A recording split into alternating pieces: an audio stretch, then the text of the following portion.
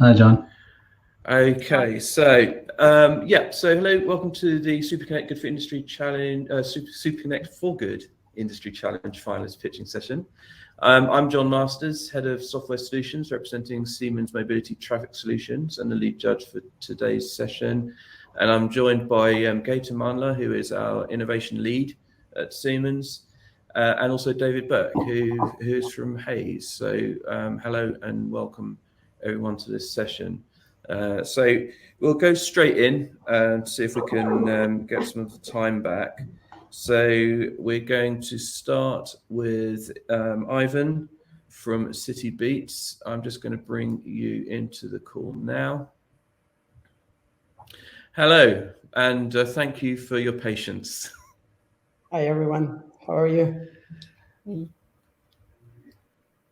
Okay. I think you might be on mute.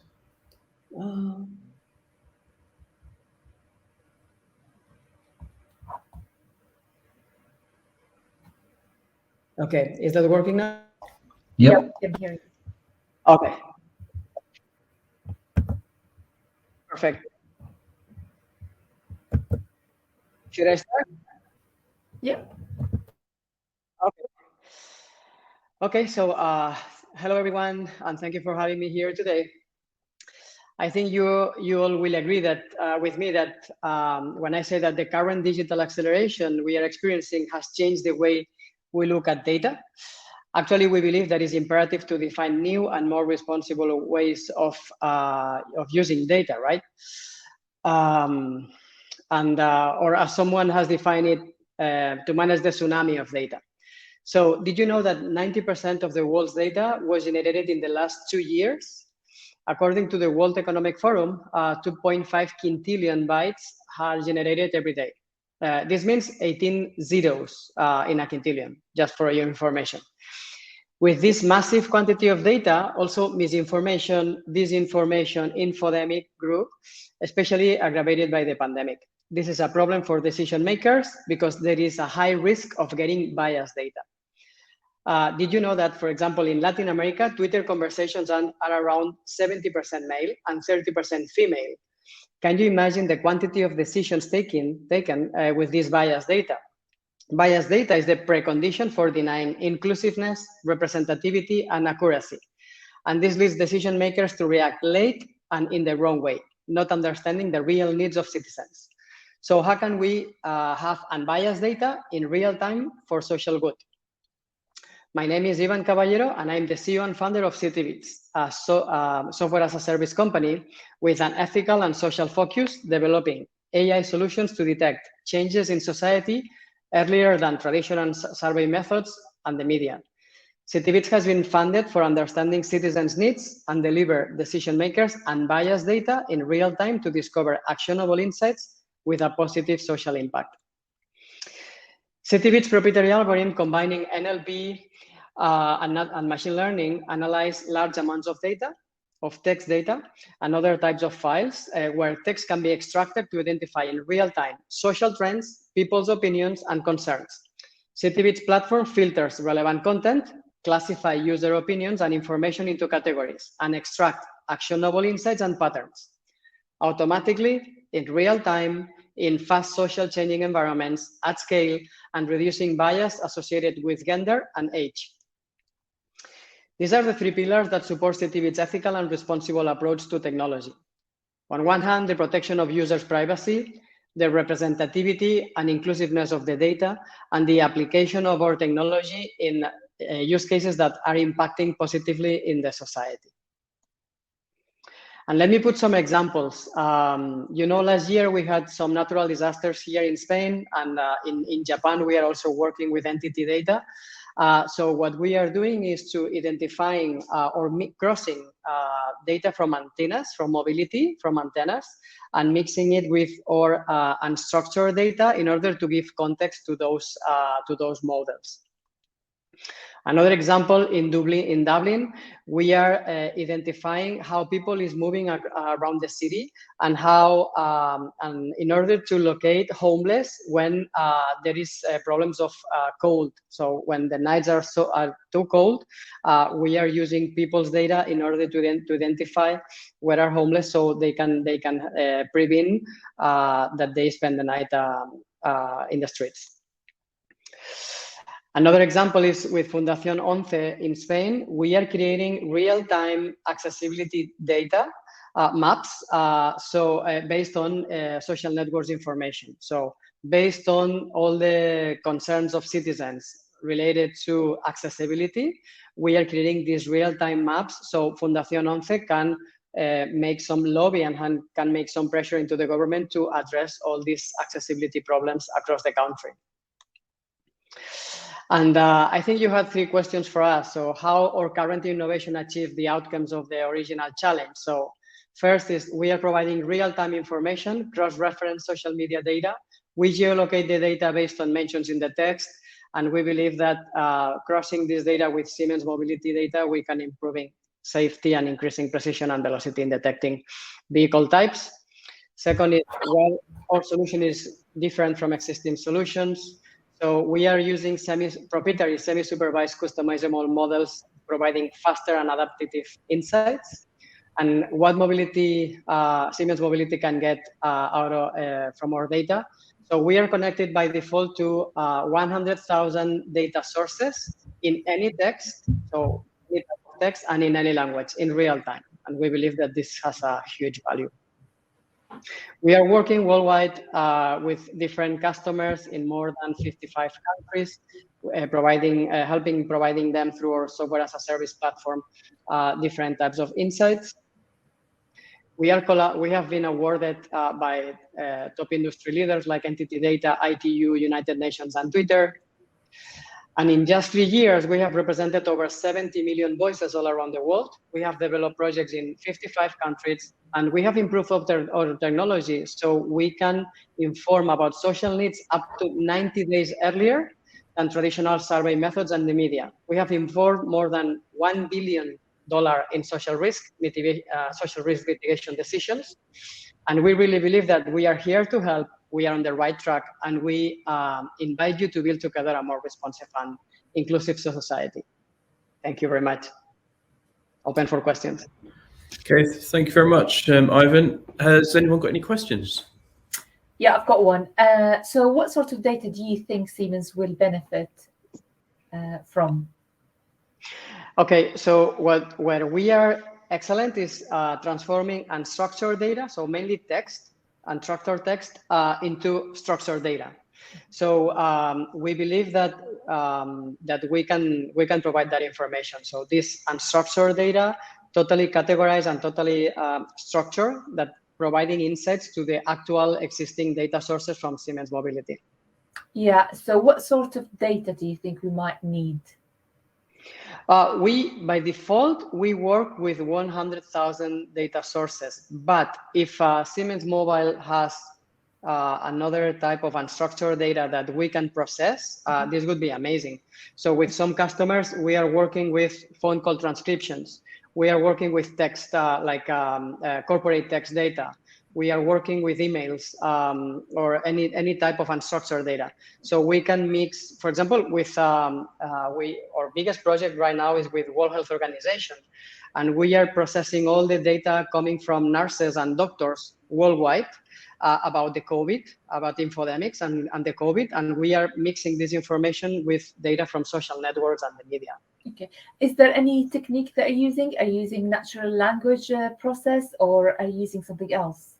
Yeah, we are using proprietary technology. So we have developed everything in-house, and we mix natural language processing and with machine learning. And our algorithms are mainly semi-supervised machine learning models with some unsupervised pieces. Okay, and it's real-time data? Yeah. Okay, that's fine. And just one quick question. You mentioned about fake news and biases. How would you get, of course, this is nothing to do with data and technical data. I'm talking about more social media and Facebook and fake news. What's the technology that you guys use in order to differentiate fake news from real one? And what? How would you change it? Like, are you going to get in touch with Facebook or Twitter and say you're not allowed? Are you going to block it? Because identifying it is one problem, but then acting on it to make a difference is something else. Yeah, totally. And that's a great question that probably we would be speaking about this for hours. But so we have developed two algorithms. One detects gender bias, another one detects age bias, based on how people speaks and how people behaves in the comments that they are putting. On the other hand, of course, we are partner of Twitter and we are partner of Facebook, and we are collecting their data. And in some cases, we have developed some projects where they create like advertising in order to mitigate these biases. So this is quite experimental projects. Like, for example, we have a huge project with World Health Organization and Facebook, and we are identifying how gender speech is affecting women having the COVID-19 because they don't want to get vaccinated because all the gender speech around in their communities, right? So we are creating these counter narratives through advertising in Facebook, in collaboration with Facebook. Last question. What was it? I can't remember. Is that you triggered a question in my head? It's like, how would you do that? But it's okay. I will come to. Are you going to be in the expo session? Yes, and I will be happy to have a one-to-one session with you if you want. That would be really good. Yeah, because to know more about the technology itself. Perfect. No worries. Thank you so much. Thanks. Great. David, is there anything you wanted to ask? Yeah, just a quick one. Thanks, Ivan. That was really interesting. So I can see when you with all of those multiple data sources and taking, large data sets of unstructured data, which is factual, oftentimes I can see how that works. I'm just wondering, what are the considerations when you incorporate social media data? I know you're unpacking some of the biases, but the demographic and echo chamber nature of the content anyway is inherently, skewed to a certain set of perceptions. How do you factor that in when you're trying to get a holistic view of the whole data end to end? Yeah, sometimes it's quite difficult identifying so all the biases in the model, because the bias can come from different angles, right? So when we have the control of the data and our technology is able to identify it, so the point is that we are quite transparent, and in our platform you can identify the different biases. So, for example, right now we have a project in Latin America identifying migrants, hate speech towards migrants. But we have lack of data from the migrants, right? So what we do is to create a data source only from migrants, like creating in collaboration with our partners.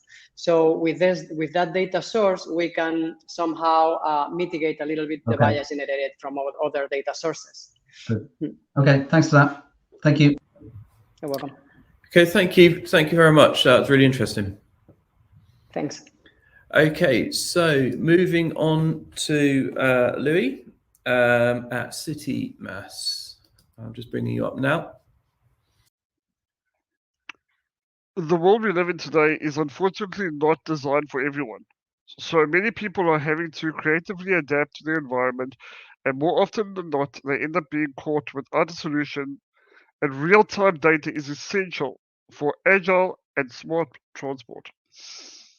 Mobilitymap uses our machine learning algorithm combined with transport authority data and can provide real-time information and highlight disruptions, like when a lift is out of order or perhaps there is a delay on a bus route.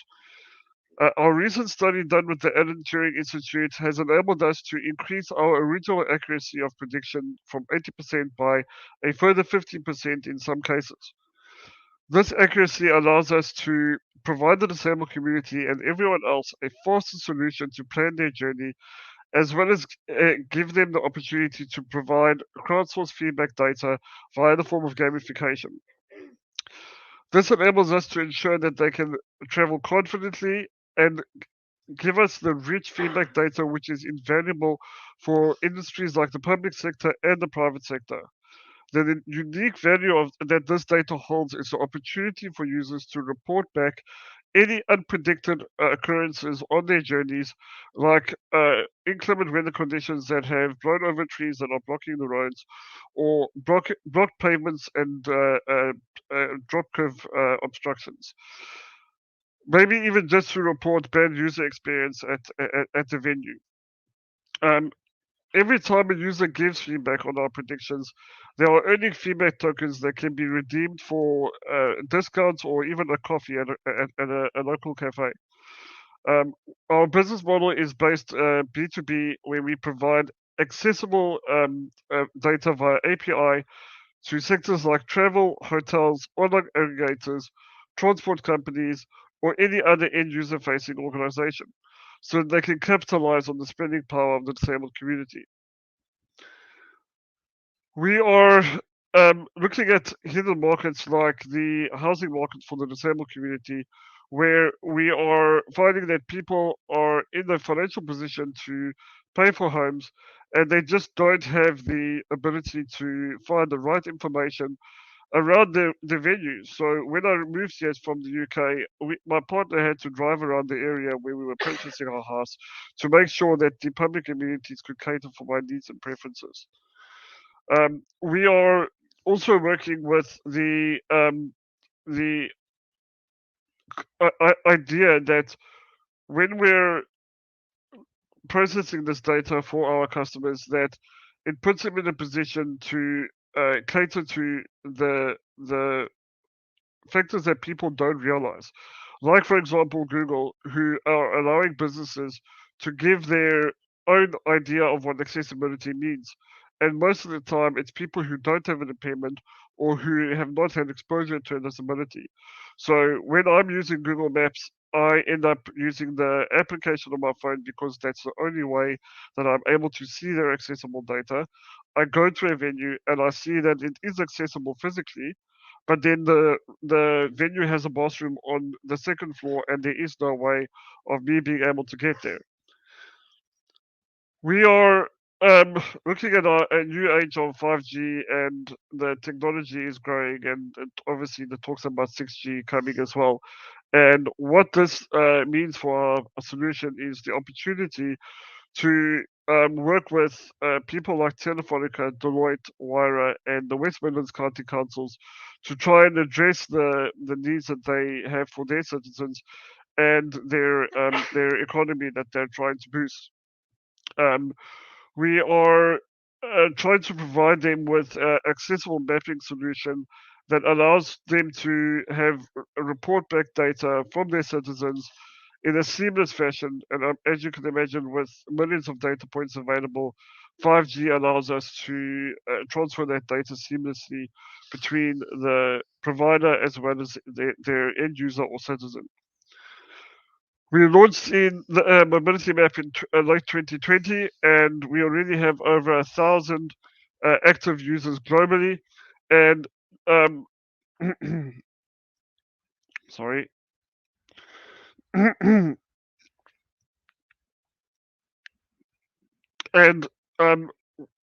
the differentiator between the other solutions like Google is the fact that we rely on the disabled community and their rewards that they can earn while using our platform, that the data is always sound and precise. They're able to say whether it's accessible, partly accessible, or just not accessible at all.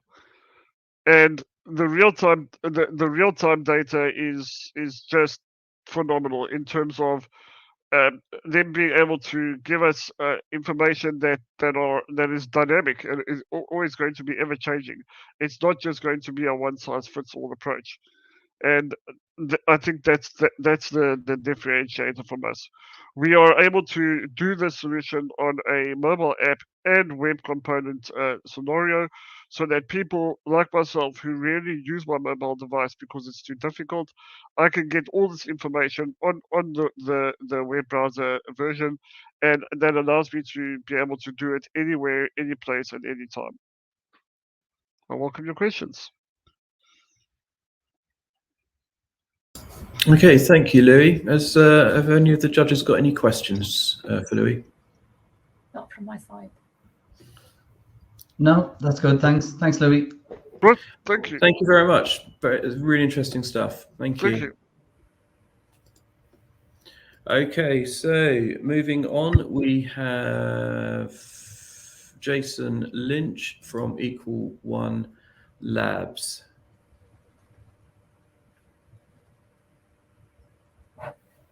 Yeah, there we go. Hi, folks. Can you hear me? Yeah, we can hear you loud and clear. Morning. Okay, let me share my screen here. And can you see my presentation? Yep. No, I'm sorry. Yeah, no, I can't actually see it myself either. So, okay, you should be seeing it there. Yeah. Okay, perfect. So I'll go ahead. My name is Jason Lynch. I'm COO of Equal One Labs. So we are a quantum computing company. So we are building the world's most affordable, the world's most compact, and the world's most scalable quantum computers. We both develop and build them. So maybe to start, if I could talk for a second about quantum computing and where we're at. So really, quantum computing is at a turning point here in terms of moving from academia into the mainstream. So I guess the first question to answer maybe is, well, what is quantum computing and what makes it different from classical computing? And here on the left, you'll see in classical computing, it's all based on digital bit, a 0 or a 1. Quantum computing changes that paradigm, and instead of using a bit, we use what's called a qubit. And this is essentially a particle that exhibits quantum mechanical effects. And by basically leveraging those quantum mechanical effects, we can get a huge increase in compute power. We're talking about things that either can't be solved or perhaps takes years on a classical computer, can take perhaps minutes on a quantum computer. And I suppose two maybe interesting parts to these qubits. One is they're extremely sensitive. So we have to cool these qubits to extremely cold temperatures. Our qubits operate at 4 Kelvin, which is about the temperature in outer space. And I suppose the other interesting piece to this is we need to completely rewrite the whole software stack. So there's going to be a huge education and a huge new industries brought up by this quantum computing. And on the right, you can see that it's entering mainstream. Really, it's coming from academia out. There's a number of different technologies. I'll talk about our approach. But Boston Consulting Group, for instance, estimate that up to potentially $1 trillion of value could be created here by quantum computers in the coming decades. So what is the problem that it solves? So in particular, we're focused on quantum AI. The technology we choose for our qubits leads us naturally to focus on AI and quantum AI. And as we all know, AI is radically changing the world in many, many areas, but it comes at an immense cost. In terms of the power and the carbon output here of AI today, it's large today and it's only increasing. So really what quantum computing offers and what Equal One quantum computers offers in particular is a tool that will enable us to do things we can't do today and also do it at a much reduced output power, not affecting the environment. And that's what you can see here. So in terms of power consumption, we're looking at a 10x power consumption reduction with 100x performance speed up. So maybe then to talk about specifically our approach and why it's different and what makes us unique. So we use a fully commercial process to build our quantum processor unit, and we put that into our quantum demonstrator, which is, we have one here in Dublin running for the last 18 months. So we design all of the qubits and the supporting electronics on a standard silicon process. That's why we can be extremely affordable compared to the other technologies. That's why some applications within quantum, such as cryptography, are not going to be applicable to us. And we have a vision of democratizing quantum computing and making it available to the masses versus what's today, which is an extremely expensive and only available to very few people. So as I mentioned, it's a huge acceleration of the training speed, consuming 10% of the energy. We have 16 patents granted, another 12 pending. We're on a standard CMOS process, and we have 2 of these machines up and running today in Dublin and California. In terms of where, there's this interesting dynamic where you have what we call this quantum frontier, where you have some of the new entrants and different qubit technologies vying to get to commercial readiness, I guess, of the technology. We think we can get there very quickly, and that's mainly down to the fact, again, we're using a process that's standard. All our components, including the cryogenic components, are standard off-the-shelf components. And that means we can get to revenues quickly. We're forecasting over 100 million of revenues in the next 5 years. Our funding to date is over 12 million. We've actually just closed a round this week. You'll see some press on that in the next week or so, announcing a new investor. Our current investors, Atlantic Bridge, Enterprise Ireland, and 808 Ventures, continue to back us, and we're working with a number of strategic partners, including IBM and MasterCard, in a grant program that we won from the Irish government. I guess specifically to answer the questions that was posed, we're working with a number of these partners on optimization problems, and I think without knowing the very in-depth details, I think traffic in general is an optimization problem, and that's one of these areas that it's believed that quantum is going to affect. And I think what I would be proposing here is that we can do, our technology is a tool. It shows promise, and I think what we could propose potentially is analyzing what the benefit of using a quantum computer and a quantum algorithm on this traffic optimization problem could be, and what benefits that could bring. So I'll leave it there, and thank you, and send it back for questions.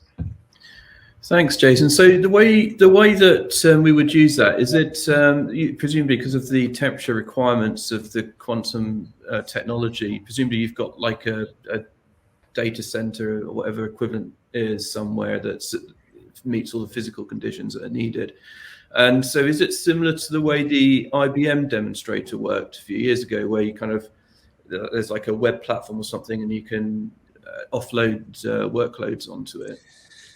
That is one of the models, yes. But if you recall that third slide, I think I have, we actually have the vision of bringing a workstation size quantum computer to the market that you would be able to plug into a standard electricity supply. So we're using the difference between our technology and IBM and others use a superconducting technology that needs to be cooled to millikelvin. We're about 1,000 times hotter than that, so we're actually referred to as hot qubits, even though we're at 4 Kelvin. And that means we can leverage standard off-the-shelf MRI type components. So MRIs use this technology to cool the components in there, and we're actually leveraging that. So what we call our Aquarius model, which we're actually busy building a prototype of this year, and we expect to have the first prototype here early in 22. That would be one that would be sort of workstation size and would plug into an outlet. So you could potentially have it in your own premises. And what's it like as a developer experience? How easy is it to write a program? Is it kind of abstracted out in the same way? Well, it can't be, can it? Because fundamentally different, isn't it? So is there like different languages, operating systems? Exactly. So I would say there's an ecosystem being formed. So we're partnered closely with IBM as well as the as well as developing the hardware, they also have an operating system called Qiskit, which is open source, and you can go in and write your quantum algorithms. There's others like Google, like Cambridge Quantum. So there's a number of software platforms that are developing, and obviously it's an emerging ecosystem. I will say, having done some bit of coding long ago, it looks very, very different, right? So there is certainly a big educational piece to this where we need to start to bring it into our computer science courses. We need to potentially retrain, and we're involved in some of that here in Ireland. So yes, I would say it's very, very different. It's a different way of doing things. But again, it's not black magic either. It's similar to other coding where you would start with your algorithm, build a logical quantum circuit, and then that gets translated down into the physical qubits. Thank you. Any other questions? Yeah, I've got just one quick one about Orca Computing. Did you hear about a company called Orca Computing? Kind of they're doing something similar to what you've done. I think they're spin out from Oxford University 2 years ago. And they already have their product on the market. I don't know if you've heard of them. I think I have heard the name, but I don't know any details about them. Sorry. Okay, but I think by working with IBM, you've got the right connection in the market, because I know they start working on quantum computing more than 10 years ago. I think more than that. Absolutely. Okay, so what sort of help and support are you getting from IBM? What's the relationship with IBM at the moment? Sure. So IBM are leading. There's a program here in Ireland called the Disruptive Technology Innovation Fund, which the Irish government have about 80 million for disruptive technology, and ourselves, IBM, University College Dublin, Tyndall, Maynooth, and MasterCard have formed a consortium all around connecting into IBM software. So the ultimate goal is to connect our technology into their Qiskit software, and then we have MasterCard to basically benchmark the use cases that they're interested in on the different platforms. Okay, but what sort of agreement do you have with you? Is that equal? Is the exclusive agreement? No. This is a grant program where we're partners in developing the technology. I mean, we're still probably 18 months away from selling, having a product. Okay. So is it TRL 6, 7? It's TRL 6. We're actually just going through EIC accelerators, so we're writing a lot on TRL levels. But around about 6. And you're trying to reach TRL 9, presumably. Yeah. Okay. And we expect to get there within the next 18 to 24 months. Yeah. No worries. Thank you. David? No, full disclosure, I've spoken to Jason before. I know the business well, so under the guidelines, I need to sit this one out. Thanks, Jason. Okay. Thanks, everybody. Appreciate it. Thanks, Jason. Is move over to Ando from Happening, who's next on the list and raring to go with his high energy pitching. Okay, as with before, if you wouldn't mind just enlarging me as well. So, if a picture tells 1,000 words and video 1,000 pictures, just imagine what we could do with 1,000 videos. As you know, I'm Ando, founder, CEO, and this is Happening. That night was epic, but these clips won't take me back again, sliding through these feeds just to see what they were capturing, saddening. Because if happening, there's another way. Now I'm on this wave like the other day, swipe. This is happening, swipe. Check it. Happen is the app where you create and you share content you can move around in, like taking you there. You just swipe, I make it real clear. You want to get to know. Happen is like using Street View but with video. Swipe. Here we go. Swipe. Swiping through the audiences, you saw the difference. Multi-vantage videos, or just call them vivid. Swipe like you bought tickets to performances. Just swipe. Right, listen, so if you rate truth or suspected fake news, why not get a second perspective and change views? Just swipe in the direction that you want to change to. Swipe and you see what they see. So when was the last time you wanted to throw it back again? Come jump on this wave. This is happening. So I could have said all of that in just a few slides, but there is a reason the majority of us will watch a video today. With it accounting for 80% of all online traffic, it is fair to say that the global appetite for video is insatiable. But as we know, they can be limiting, subject to bias, careless editing, failing to deliver an immersive experience, as well as deep fakes. I mean, who'd watch a video if you could teleport to where it happened while it was happening? So what is Happening? Happening is an award-winning platform that lets you interactively watch an event from any perspective at any time and from anywhere in one immersive and navigable experience. Think Google Street View, but with video. We call our patented media format multi-vantage videos, or simply just Vivid. And you know what's better than talking about it? Showing you. So this is happening. So as of before, you've got our interactive map view, as well as some augmented reality overlays that you can just see just over my shoulder here and sort of over my nose as well. And as of before, you can press those just to get a bit of indication of what's happening in the local area. But the magic happens when you add another vantage point to the fray. So I'm going to do that now. As you can see, you've got my wife in the other room there. I can't quite see her perspective. Do you want to just make sure it's plugged in, bud? So you've got my wife in the other room. Let's film in her perspective. Now, our multi-vantage patented Vivid technology synchronizes these feeds by time, location, and audio-visual cues with a real-time peer-to-peer blockchain-style codec. This means we can verify the time and place of a particular vantage, detect post-production edits, but also, if you don't believe what you're watching, or if you want to immerse yourself deeper into what you're seeing, you can pan to another perspective by simply swiping in the direction you want to move in, granting you another perspective of what's happening. Now, this also works without Wi-Fi, I'll just do that, as well as without cellular data, because these devices are peer connected.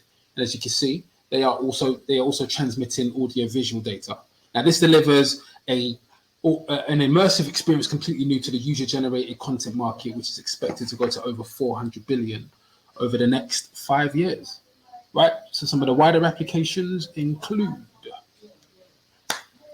navigating film scenes of VR, events, security, police body cams, judiciary evidence, journalism, as well as citizen journalism. Because in an age where fake news yields much more engagement than authentic news, why are we relying on individual perspectives to convey the whole truth?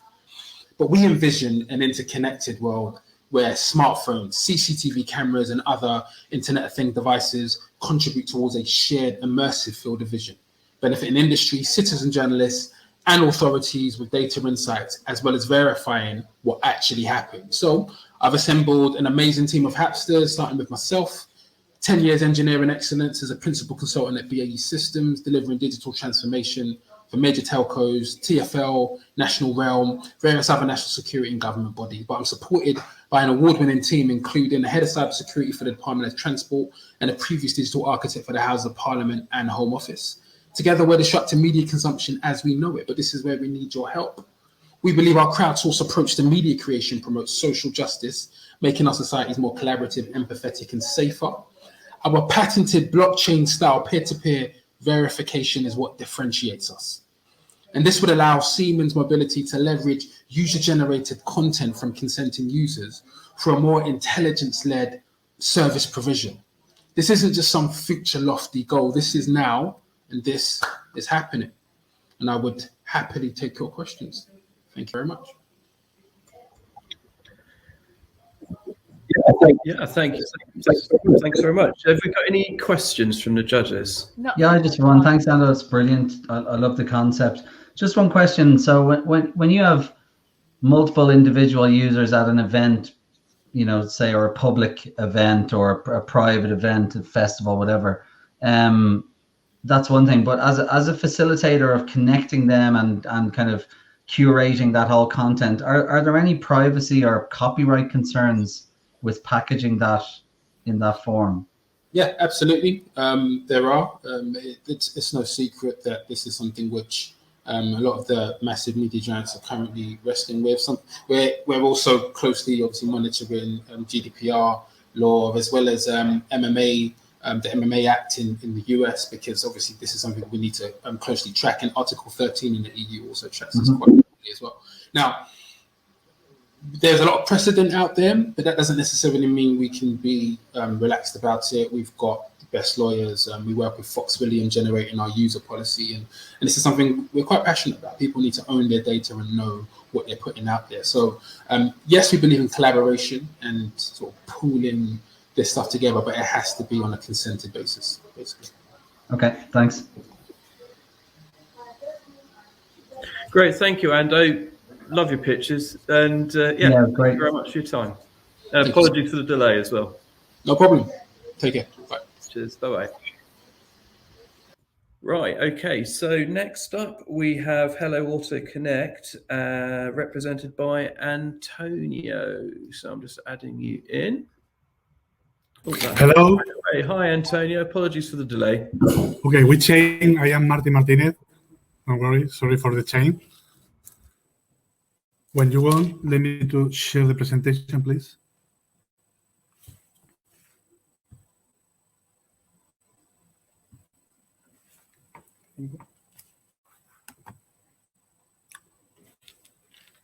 Could you see the? Okay, thank you very much to everybody. Thank you to MPAC, to Hayes, Siemens Mobility, to choose to Hello Auto like one of the finalists of this project, this program. Hello Auto, break the rules, change the world. It's very impressive, but it's the truth. Let me to explain. First of all, the consumer is changing. Always now that he has more information, he always compare the product, the quality, the experience. But in all sectors, the experience is changing. Now you can see Netflix, Spotify, Uber, Amazon, all that companies change the world, change the market, but the technology is not the real changing. The real changing for us and for everybody is focused on this layer. So we have a lot of challenge now. The customer loyalty, because now you can find a lot of new mobility systems in the cities. The car sales go down. The COVID changed our life. We need to adapt to that new challenge. And now, the data is the new gold, the new petroleum. We need to be adapted with the data, because without the data, we are lost. Welcome to Hello Auto. Hello Auto is an insurance company with license to operate across Europe. We develop our hardware and software.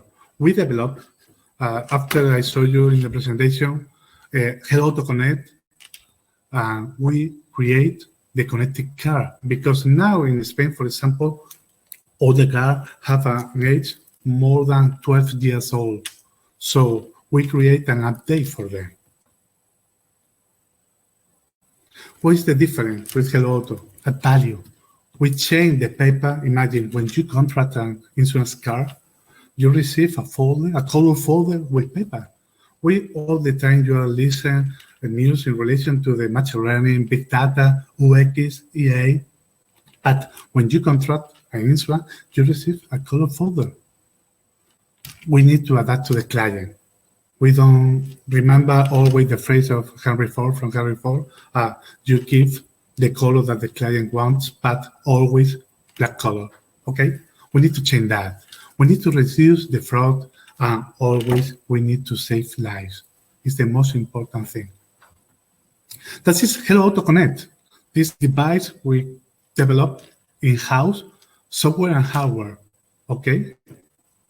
This change the model in the insurance product, because our difference is to add value to the client, cross the function, road speed assistance, speed radar warning, road warning board, in relation to the safety, emergency call, contact center all the time. We try to change that, the relation between client and insurance company. We have a dashcam scan. Always a lot of colleagues have a dashcam scan, try to make different things. We develop another services. We can create a Wi-Fi hotspot in our car. We can open our garage. We develop a BAC, anti-theft, voice assistant. We are working with Amazon to integrate Alexa in all devices. But never forget, we are an insurance company. We have all these products, okay, are the traditional product, but we create Hello Auto Flex. It's the product that you pay minimum monthly subscription payment and extra payment per each day you use your car. It's unique product across the world. Imagine you can pay your insurance car from 90.99 euros per month, and your variable payment is between 0.49 and 1.99 euros per day. Depending on the category of your product, you have a different price, a different premium, okay? Always you have the same coverage, never change. You always are protected. And the most important thing in all the car insurance, only the insurance company choose how you can save. In this product, the client decides who wants to save money. Another thing, taking care of the environment. We help to take care of the environment because help to your client to don't drive. For finish, it's a brief description. We launched the company in 2020 with a COVID period in the middle. Now we have more than 7,000 clients. This year, growing more than 1,000%. We signed agreement with Aeon, Howden, Carrefour, Wallapop. Our reinsurance program is signed with Munich Re, Score, and Manfred Re. It's the biggest reinsurance company in the world. I will launch the Fleet project in this month. Thank you very much for your time. Yeah, thank you. Thank you, Martin. Any questions? I think my camera is not working properly, but so I'm going to switch off. Yeah, I've got a few questions, really, quick ones, and then if you are presenting in the expo, I can come and have a chat with you later on. My first question is, all modern cars will have all that technology built in with the car, so you've got all that connectivity. So what's the purpose of having the hardware if modern cars are equipped with that technology? Okay, the connectivity and the device is included in the price of the premium. It's free for the client. We work to add value, the installation. Yeah, all the data will be used by the insurance company, so they will do more data analysis. So it kind of you're providing them with the free data for them to do extra stuff. No, we use the data to give to the client a save each year. The client can save 50% per year in base to his data, because at the end, it's how you derive pay-per-use. It's a mix of that product. So I need to use that data to help to the client. Imagine if you have a crash, I need to know where are you. Yeah, I know. I know lots of insurance companies, they do give the black box at the moment where they analyze your speed. How do you stop? How do you react? How do you all that? So it's like a benefit for both the insurance company, but at the same time, the driver. And yours, I think the only difference between them, you've got other technology built in within your box than any standard company would have. Is that correct? Yes, but the most important difference, in my opinion, is, let me to show you, you have a screen. You can connect it with your client. That device is connected to the OBD, and you have the dash cam. You have a lot of devices in the market, but it's only have a dash cam. But when you develop this device and the software is developed for yourself, you can introduce new function wherever you need, wherever you want. Yeah, okay, no worries. Thank you so much. David, did you have anything you wanted to ask? No, that was fine. Thank you. Thanks, Antonio. It was really interesting. Cool. Okay, thank you very much. Thank you very much. Thank you. Great presentation. Thanks. Thank you. Okay, we're going to go back to ASUS again because William has managed to get this audio sorted out. So I'm just bringing you back in, William. Present myself again. I am William Molina, one of the co-founders of ISUS Mobility. Much has changed throughout this last year. We were forced to learn to live further away from each other. We have added masks to our user wardrobe and started to do even more things online, including our purchases. This sector in specific has an estimated growth of around 60% during this year, which has also implied in a growth of more than 90% of the last mile deliveries. Bringing up a major question: how would these deliveries be made? Even before the arrival of the COVID-19, the last mile delivery vehicles already represented 35% of the traffic in big cities, generating almost 40 million tons of CO2 and more than 70,000 accidents, just in Spain. This shows how much this sector still needs to evolve.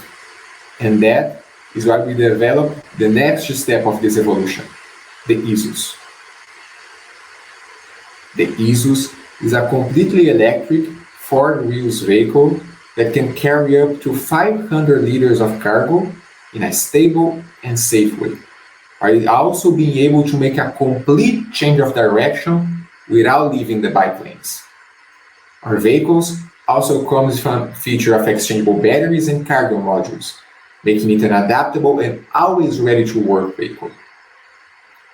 And by working with other projects from our collab space, we also have started implementing sensors in our vehicles so that they can work as mobile measurement stations, providing reliable and on-time data about the city streets and environmental conditions. By switching by the common vans by the ISUS, companies can not only increase their productivity, but also reduce their costs and help to reduce the pollution and traffic jams in the cities. Our business model consists on the commercialization of our vehicles and its additional features to local last mile delivery companies, commercial centers, and public administrations by direct sales or through a monthly renting fee, which would also include maintenance services. We started our activities focusing on the Spanish last mile sector because it's a vast market with a great growth trend, especially due to the COVID-19 pandemic, and also because we have already some contacts in it. However, we have already established plans for expanding our activities to other countries in Europe, such as France, Germany, and the UK.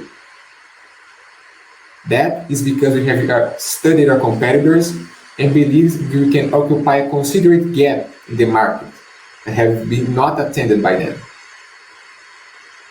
Our financial prediction, as you can see, is to reach by the year of 2023 a profit of almost 8,500,000 euros with an average monthly production of 130 vehicles. Our team is composed by me, a master in mechanical engineering, Juan José Garcia, a master in administration, Francisco Soriano, who has more than 5 patents in his name and is the lead of this idea, and Eduardo Navarro, who has more than 20 years of experience as a controller. Together, we have the dream of offering sustainable micromobility solutions that can improve the life of people living in urban centers. Thank you for your attention, and we are ISUS, new ways for new times. Thank you very much, William. And do we have any questions? Yeah, thanks, John. William, thanks for that. It was really interesting. Do you have any? I can't remember the exact number you gave for how much that last mile delivery piece accounts in terms of our overall deliveries. Have you any view on what percentage of that market can fit in the unit? I'm sorry? So if you look at the overall last mile delivery services, do you have any idea of what percentage of those deliveries can actually fit in this unit against bigger items that are delivered by providers elsewhere? We believe our vehicle can do basically all of the last mile deliveries, because we have, like I mentioned, 500 liters of cargo, which will be almost double the capacity of a normal cargo bike. Okay. And by the studies we have seen and make in the streets, the average time could also of deliveries could also compare to the ones made by a van, if you had enough vehicles, of course. Okay. And then final thing, have you given any consideration just in terms of mass adoption? Like I can see how as a delivery driver in sunny Spain, it might be a nice option, but in other climates in other parts of the world, how what will the take-up be, do you think, for people delivering through that vehicle rather than an enclosed car or cargo vehicle? We have made some studies, but I would say it's like a future project. Like right now, we are on a development process still. The vehicle has not been. We have not started selling the vehicle. We are just making with pilot projects with other companies here in Valencia, a last mile delivery company that works with persons with reduced mobility. Yeah. So because since the vehicle is has 4 wheels, it's more stable. People that by other means can't use a bicycle or a motorcycle can use this. So we are making we thought this would be an amazing opportunity to have a social impact and also get results from the vehicles and from the services. And so far we have been collecting this data to make more improvements. But of course, we have plans to making like a more enclosed vehicle with a structure coming on from the front arc of the vehicle. Gotcha. Okay. Thanks so much for that. Well done. Thank you. Any more questions? No, I think we'll. Okay. Well, thank you very much, William. It was great to get to you eventually. Thank you. Sorry for all the problems. That's okay, no worries. Okay, so moving on, we are going to hear from Donald Morris, who is representing Red Zinc. Hello again. Oh, hello again.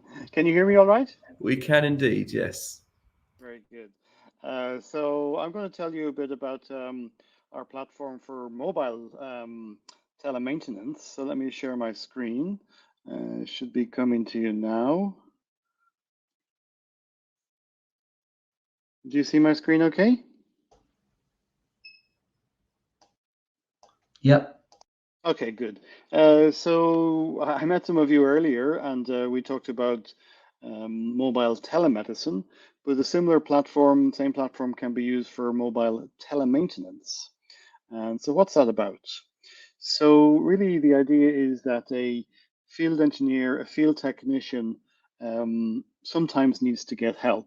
If they're fixing a complicated piece of machinery and they don't have the right skill profile to do a certain job, they can get help from a hot desk.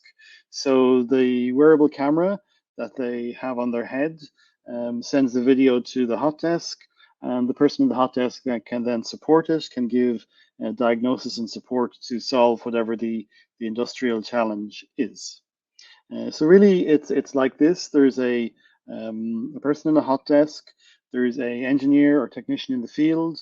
He has a video headset and he has a smartphone with him, and the video gets sent over 4G or 5G or Wi-Fi, campus Wi-Fi. And there's loads of different industry uses for this. There's uses in utilities, in rail and train tracks, in wind farms, in mining, in oil and gas, in construction, in airports and ports. There's lots of different field applications for this. So really the key features are giving, it's a lightweight camera, it's portable, it's a secure application for confidentiality reasons. Some industries we know have very strict issues, particularly pharmaceutical and silicon plants have very strict issues about cameras, so security is really important. It's a one-way video and a two-way audio. It's a really light, small camera. It's not like augmented reality where they have put something in front of your face, so there's no eye obstruction for the user, and it's really about you see what I see video from the site to the remote expert. And there's lots of different scenarios. So, for example, a field technician receiving help to fix a complicated machinery. The benefit of that is that the production process has a higher uptime and better yields, and that can save money on a production plant. A field technician getting for utility, a gas pipeline or a train track, or water, getting support from somebody else remotely to accelerate repair. New field staff, so there's all sorts of profile issues with teams in the field, and there may be senior experts who know everything, there may be new people coming along, and maybe the new people need help from their colleagues who could be at a different location. And then site surveys for, when you have new construction, new buildings, it's always really important to have health and safety, but this can help with the health and safety audits, which can be done remotely to make sure that everybody is safe. Other scenarios, audit validation for construction, where they're doing quantity surveying, can make sure that there's correct billing stage and payments as they do audits for that. Aircraft in the field, repairing aircraft on the tarmac or remote site can accelerate the time and make sure that all safety standards are adhered to during maintenance. And then for transportation, can improve transport solutions for road and railway and airline industry. So the benefits can receive expert advice, a remote expert can get involved, there can be cost savings and resource efficiency in situations requiring expert help in all the different use cases. Facilitates oversight, diagnosis, management, saves on specialist costs, gives more efficient work processes in any let's say hot situation, reduces downtime by accelerating corrective maintenance, empowers frontline workers, and then supports training. So thank you very much for listening to the presentation. That's our technology and our benefits. And really the summary of it is it accelerates maintenance and reducing costs and gives cost savings and really resource efficiency improvements. Thank you very much. Thank you, Donald. Quick question from me. During the trialing of this, how much of that has been outside in different weather conditions and light levels and things like that? Has it been, have you had a go of it with that in those different sorts of environments? Yeah. So I'm actually in a pilot right now. I'm in an industrial warehouse, and it's been piloted with an ambulance service in the Netherlands. And we have different lighting conditions, so we're able to amplify the sensors. So for low light, we have a profile for a dark environment, and we can amplify the sensor to take in more light on the image and improve the brightness. So that's to do with light levels. And then for rough environments, it's actually designed initially for paramedics, and that mobile telemedicine is probably one of the most challenging telemedicines there is. And the whole system is designed around IP54 for water and dust ingress protection. So that's a standard that we're working to for that. Thanks, that's great. Any other questions? Hi, Donald. Just wondering, with some of the customers that you've had, have you, has that resulted in any change in terms of their operating models, or, that balance between people in the field and, a remote command center? Yeah, so for example, we haven't done many pilots with the telemaintenance, but with telemedicine, it's changing the work process. So for example, urban search and rescue, they're asking for things like, they just are speaking, say they have a checklist for a procedure, so could be applied for maintenance as well. But they have a checklist, so step 1, step 2, step 3, step 4. But when they're just doing it with audio, they don't always, has step 3 being carried out exactly the way it should be. Mm-hmm. And then if the remote person can see it by video, this is an urban search and rescue, the same can be applied for industrial maintenance. So it has the whole potential to, upgrade the process from, well, there's an engineer in the field and he's doing something with his skill profile, to there's something complicated things being done, maybe with 2 or 3 or 4 people, and some of those can be remote, and they can see, and you have a higher skill profile helping out. They can make sure, well, step 3 was done exactly according to the requirements. It wasn't just the person saying, yes, I've done step 3 and it looks okay. It's somebody else who has, a quality level saying, okay, it has been done, and that can avoid that can save on quality assurance processes afterwards. So we haven't had a lot of pilots with telemaintenance yet. We've just done some with wind farms and some with industrial machines and with robots, but we expect that to grow now. Great, thanks very much.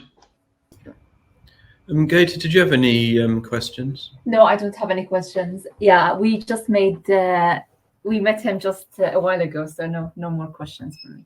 Yeah, it was a same basic technology. Yeah, is in the it's the same platform. It's lots of different applications. We started off with telemedicine, and people said to us, "Oh, you can use this for telemaintenance too." So we're delighted to be in this industry too. Thank you very much for your questions. Lovely to meet you all, and congratulations on a very successful day. Really enjoying it. Thank you, Donald. Well done. Thanks, Donald. Yeah, great to see you. Bye. Okay, so moving on. Next, we have Marta from Vade City. So I'm just going to bring you up, Marta.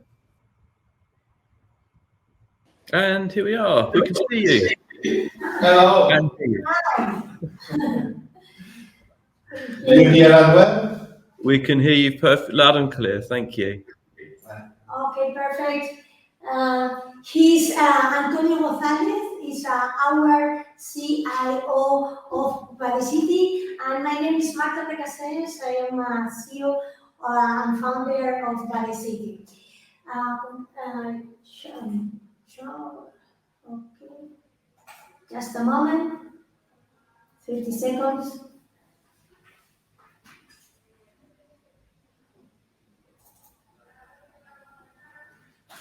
Can you see the presentation? Yep. Yes, okay, perfect. We are a startup that transforms cities into more sustainable cities, but very important at the service of the people with smart mobility in Industry 5.0. We face the most urgent challenge that exists right now, such as the death of bicycles and pedestrians, the disorder of micromobility that has strict citizens, companies, and municipalities, and the intermodal concept as the new mobility of today. How do we do it? With the bike service, the safest and smartest parking service for bicycles and scooters, regardless of the nature of the vehicle, individuals or particulars, sharing or corporate, with the possibility of charging. With the user register of the service and enjoys the parking network in a real time with reservation if he wants parking space. The magic of the project is that distribution of this station for as they are intelligent nodes that we put on a private land for public use, such, for example, shopping centers, office buildings, hotels, parties, university, hospitals, etc., and in the public land in cities. These smart nodes are connected in a real time with IoT technology to a Google infrastructure. This allows us to generate a different service, for example, bike and scooter parking, of charging of micro vehicles, or 5G connectivity, big data, etc., generation of business opportunities. Thus, we know the complex traceability of the person, vehicle, and place where you park, as well as the city data search as pollution, temperatures, and etc. with the smart totem to have 100% smart city project, because we digitize cities. Our power service what we call it. It's the digital platform that supports the entire network. It's compatibility with with other market solution, allowing its more complex integration. And it's precisely the versatility and applied technology of the platform that differentiates us from the other competition, as we are pioneers in offering complete 360 degrees solution in mobile. And this means that we become a value proposition for a different clients, such as, for example, city councils, because we generate order, companies that manage personal mobility, companies of sharing, so that they can carry out their business, and for example, transport companies for the mobilities as a service, for example, the bus or ferrocarriles by train. Okay, and the end, the users to have where to park. Our proposal is aligned with the 70 SDG goals, and we are in a moment of expansion after having TRL9 as a product, having worked on a European position and having carried out a series of strategic partnerships for implementation. Especially, we have already closed 20 contracts now and 21 pending contracting in the future, very clear. Our business model is based on 3 business units: the sale of the infrastructure and as operator with income from users, but our core is in the service platform table of generating service 2B2B. It is on the platform where visualize the exponential growth, and that is why we are internally prepared to face this growth as the organization level and the sales level, with a distribution different channels, distribution channels. For example, Coca-Cola, Ferrovial, Intap, Clear Channel, Bectalia, ATC. Thank you very much. One of the challenges that we face, along, in partnership with our customers in towns and cities across the UK, is understanding and driving a modal shift, as I'm sure you're well aware, to non-cars, basically other alternatives that are more environmentally friendly, reduce congestion, improve safety. And in order to track some of that information, we need data about the things people are doing on the networks, their mode of transport, where they're going, and what they're trying to achieve. How much data do you currently capture from your customers that might help us to provide information to our customers about the users of their road network? Okay, we capture data in 2 ways. We capture data about the state of the infrastructure. Okay, we count data from sensors, temperature, humidity, vibrations, level sensor also, and so on, to ensure that the infrastructure is currently working. From the vehicle also, because we are providing electrical charge for the micromobility, for e-scooters and e-bikes, and also in the gadget we provide to the vehicle, we also introduce IoT technology for vehicle tracking, and also we count data about contamination, temperature, humidity also. then this kind of data help us to provide, for example, a suggestion for a better route for the user with less contamination or less transit. And also with the app, the mobile app, we get the information about the mobility of the users, because we have not only the data for the operational of the parkings and the use of the own vehicle. We have the data about the use of publicity. We have on the app publicity local shops, local markets, and local centers of vendors. Okay, and then with those three lines, we have state information about all the infrastructure and service information. Service information about which parking are using or users, which vehicle are using, because one user can have a scooter, a bike, or a family can have a bonus, a familiar bonus for all the vehicles that have in the family.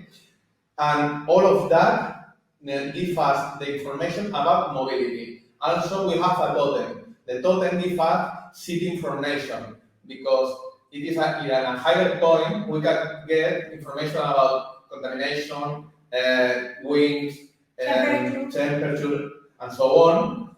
And with the combination of mobility data and the sensor we have on the totem, we have a smart node placed on the city.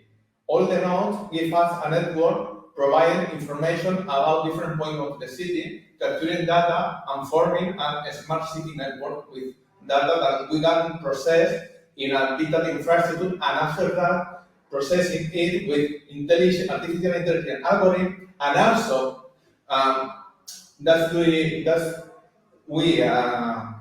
why we are with Google Cloud.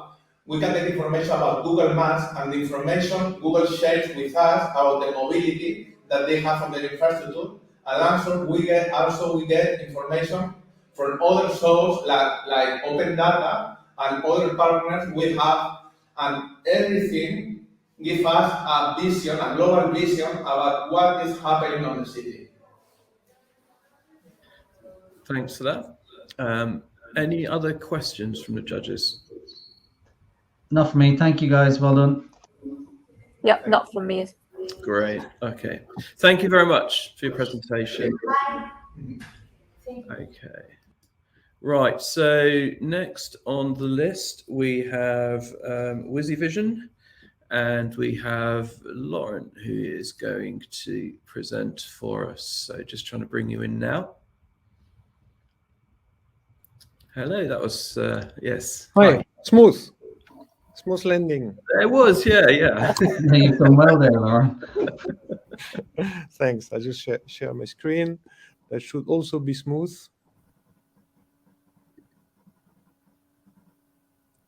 You'll be known as Smooth Lauren.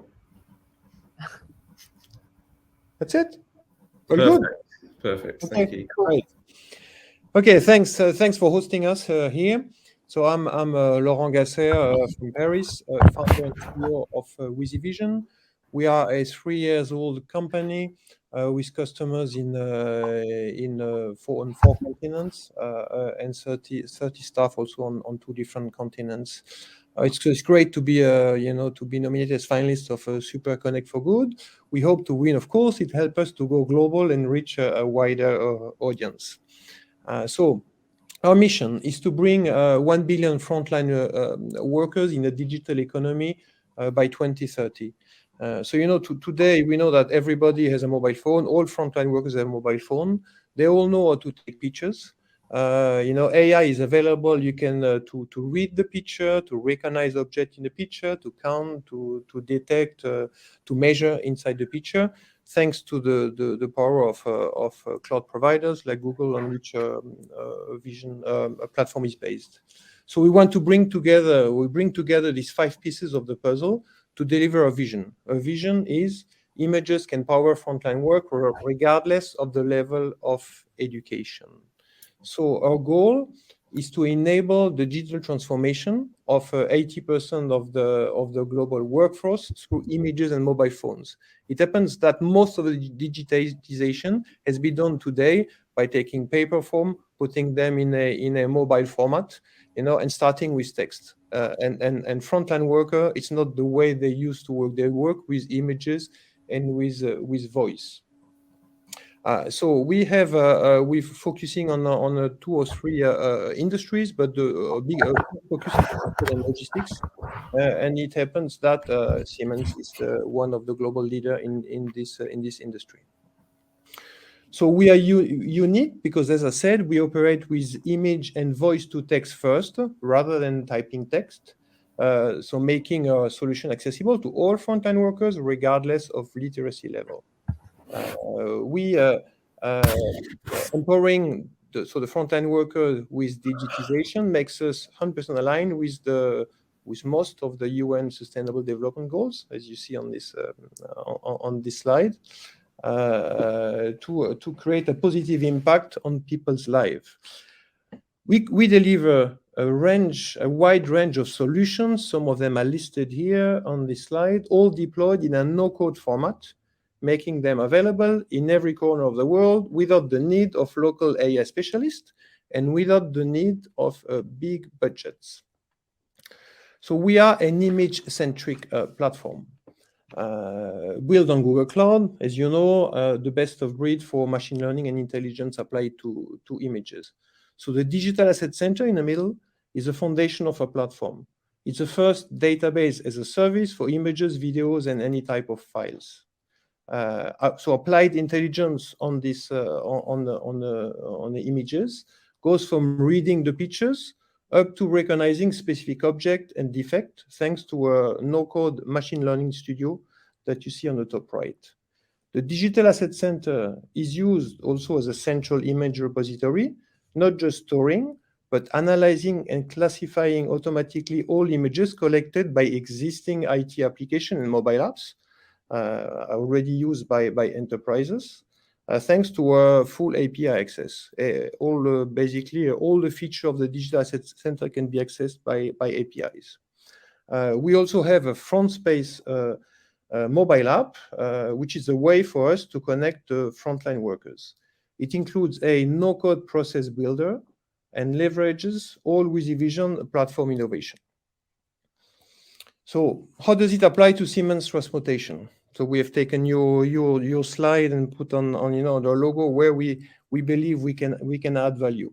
So one of the largest mega trends of our time is urban mobility, with the ultimate goal of ensuring we as people move around easily, safely, whilst also creating happy and healthier spaces. Siemens is a true pioneer across the full spectrum of transportation.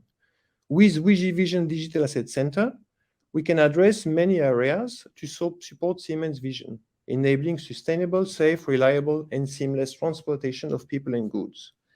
Key to this, for us, is ensuring all the pieces of the landscape work together by centralizing images with applied intelligence, regardless of the source or the business unit or the country or the customer. Wizzy Vision will act as an enabler for all your future innovation at Siemens. That's the first point. The second is by providing a no-code mobile app for frontline worker, we guarantee an agile digitization of all the light frontline processes based on images. We are eager to work with you at Siemens and to share your success. Thanks. Great, thank you very much. Any questions? Sorry, Don, just could you just add some color to that? Just give me one kind of real world example of a frontline worker and how the technology is applied in terms of the task they do. Proof of work, any proof of work for by contractors, by in the construction, in the maintenance, which can be done by taking a picture before some work done, after some work done, geolocated, timestamp, reading the, for example, the reference of an item you have been working on. So that's a real. The second one is is everything which is around anomalies declaration, in the public. So we work with some municipalities, for example, where the agent working, they see something like a whatever bus stop, to repair. They can declare. Of course, we can link it also to constituents, who themselves send the images, and then you have a process behind, where the repair is done, and the constituent is informed that the work is done. Everything also which is return of goods, the quality process of return of damaged goods, which is another one could be everything which is site survey, health and safety. You have a lot of small processes, in fact, which are not included right now in the top to bottom, business processes, which you certainly all cover very well, where the frontline worker can bring value, but they are not, and they can basically decrease litigation, improve the billing, etc., which are not covered right now because it's too complex, too expensive. And we believe that by giving the power through images, for frontline worker taking an image, and starting a process with already information completed, while we believe we can bring a lot of value. Specifically, there are a lot of frontline workers in many countries, maybe less in Europe than other countries, but even in France, you have 3% of the people are not, not well literate in France. So they cannot really read and write sufficiently, so they will not be using, you cannot employ with difficulties to deploy processes on this population. Okay, thank you. Any more questions? I've got just one quick one. So yeah, the technology is great because it enables people to actually scan something and upload it in real time. For example, the delivery in the UK, where when we have the postman coming with delivery, you scan something, say, yeah, it has been delivered, it's signed off, it's real time data. What's the difference between this one and the one that you're proposing?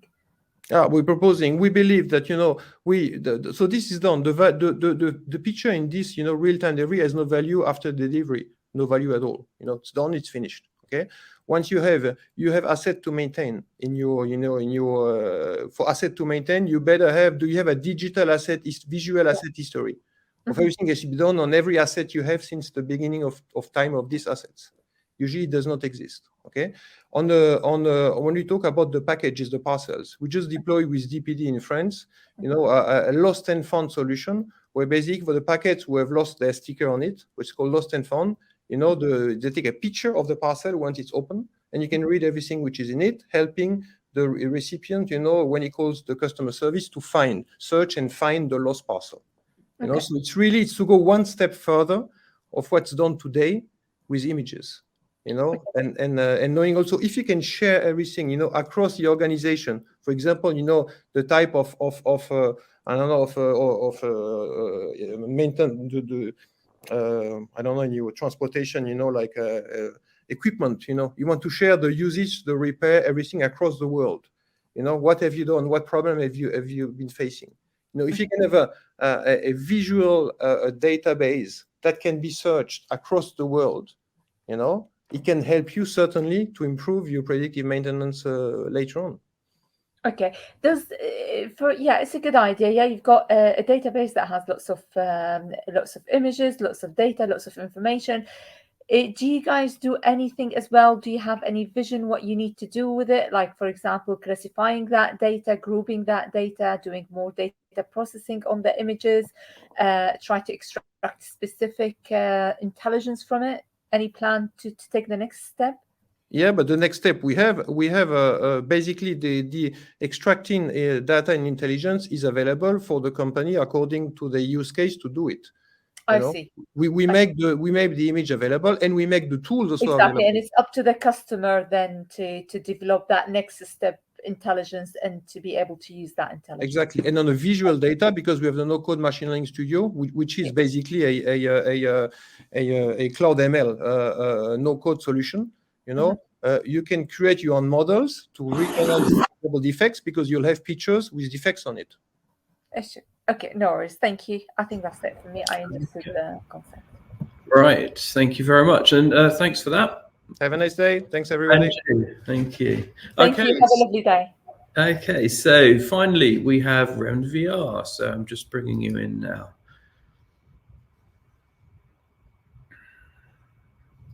Hello, we can see you. Yeah, Fine. Sorry you've been hanging around so long. No, it's okay. It's okay. Let me share my presentation with you. You see my screen? Yep. Yeah. Yeah, good.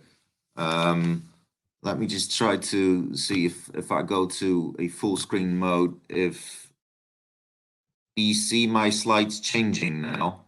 Yeah, that's working fine. Oh, that's good, because I just had the presentation at the NHS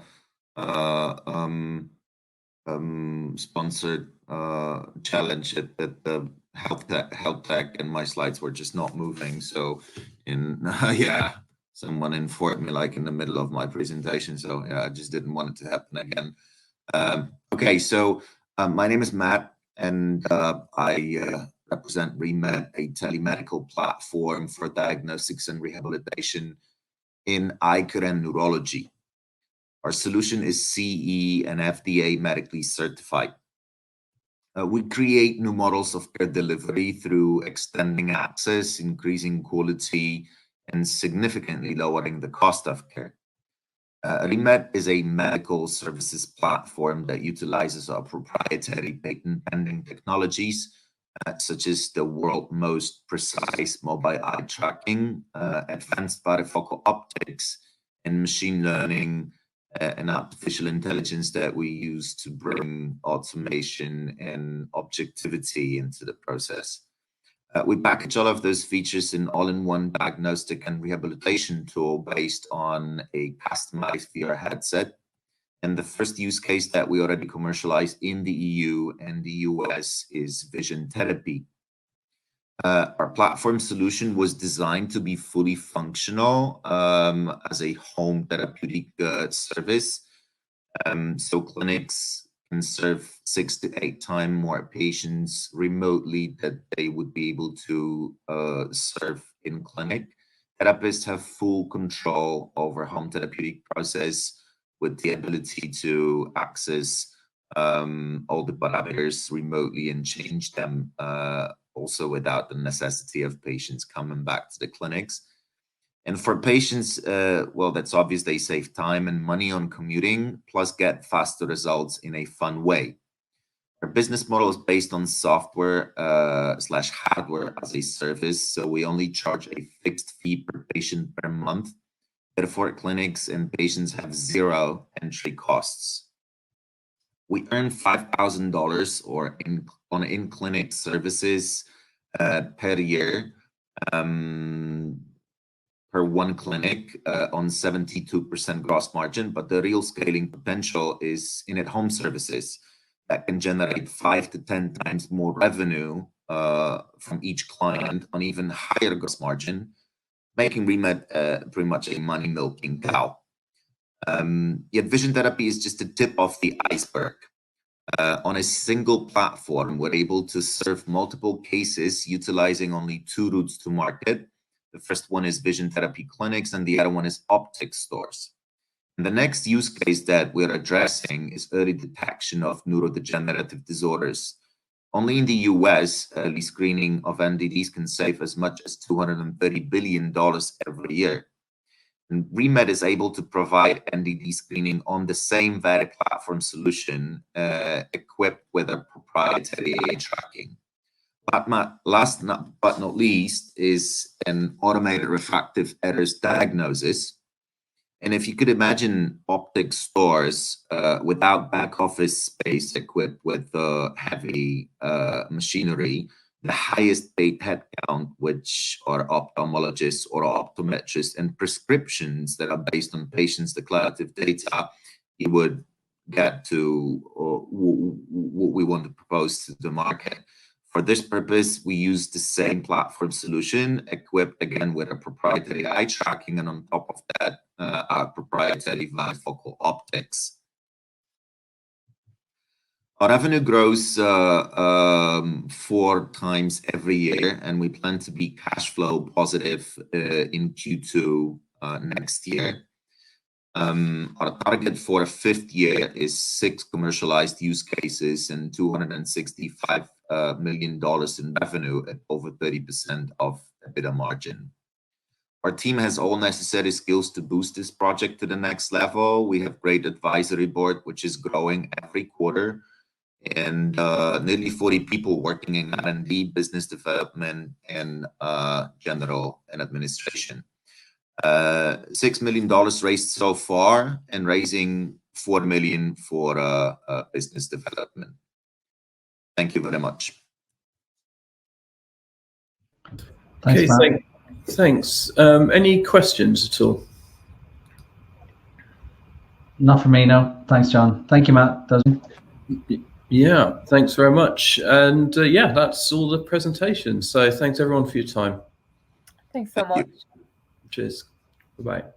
Bye.